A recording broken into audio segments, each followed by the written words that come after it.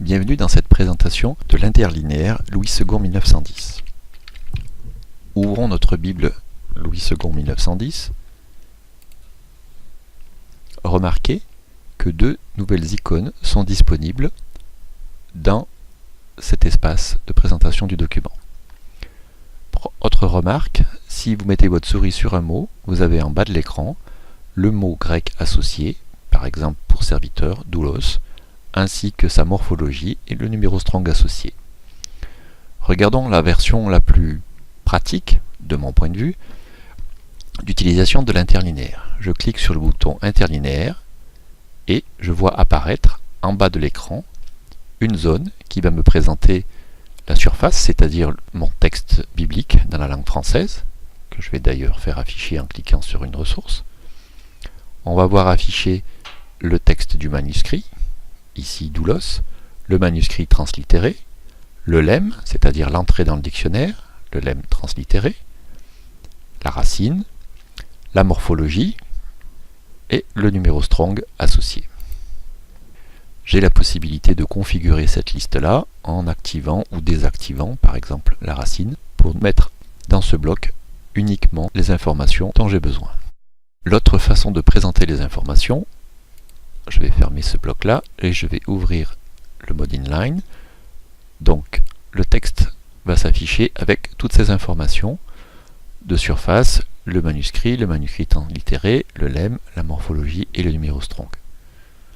Ce mode de présentation est un petit peu plus chargé, mais il permet de se déplacer dans le texte et d'avoir effectivement toutes les informations au fur et à mesure de la consultation.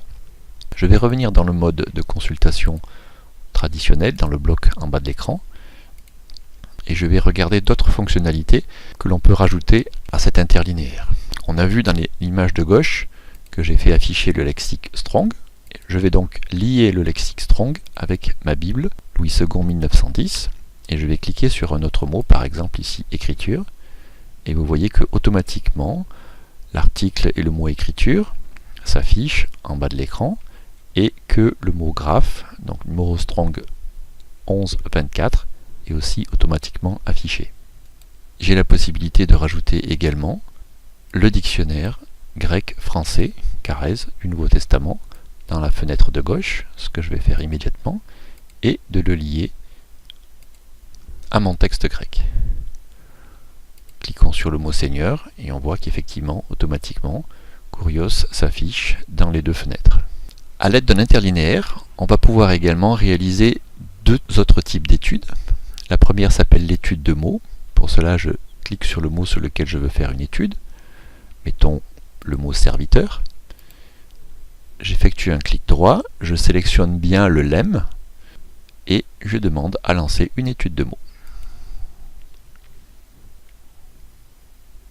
Dans la fenêtre de gauche, nous voyons que le mot serviteur, donc doulos, est traduit par le mot serviteur ou esclave et que l'usage le plus fréquent est le mot serviteur comme traduction du mot doulos.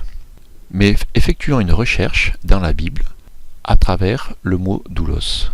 Pour cela, je viens effectuer un clic droit sur le mot serviteur, je sélectionne le lemme et je demande d'effectuer une recherche dans cette ressource. 125 résultats sont affichés et je m'aperçois qu'effectivement on a bien le mot serviteur ou esclave qui est utilisé dans la traduction française pour rendre le mot doulos. Dans l'étude de mots que j'avais affiché précédemment, on a la possibilité également de faire afficher les mots grecs racines à la base du mot doulos et éventuellement, si besoin, de faire également des études de mots d'un simple clic. L'autre guide qui est accessible à travers Logos, c'est le guide exégétique. Je vais donc sélectionner cette fois non plus un mot, mais tout le verset, Romains 1, et demander l'exécution du guide exégétique pour avoir en fait l'exégèse mot à mot de mon passage. Donc Romains 1, Paul, Paulos, avec sa définition dans le grec et dans les numéros strong, accessible en survolant. Serviteur, doulos, de Jésus-Christ, Jésus, Christou, etc. Donc pour chacun des mots, nous allons retrouver le mot grec associé et la possibilité d'un simple clic d'accéder à ces différents usages ou de lancer de nouveau une étude de mots. Le reverse fonctionne aussi dans l'Ancien Testament. On va donc regarder un autre passage. Ce passage se trouve par exemple dans le psaume 37. On remarque cette fois, si je clique par exemple sur le mot pays, que cette fois les mots qui apparaissent sont bien des mots hébreux. Sélectionnons par exemple le mot paix, très connu, shalom. Et effectuons, de la même façon que tout à l'heure, une étude de mots sur le mot shalom et regardons les différentes façons dont ce mot hébreu a été traduit en français. Cette fois, nous retrouvons bien notre lemme, translittéré en shalom, avec les différents usages dans la Louis II 1910. On voit que le mot shalom est traduit par bonheur, prospérité, saluer, bonne santé, état. Voilà succinctement ce que l'on peut faire avec le reverse interlinéaire de Logos. Merci pour votre attention.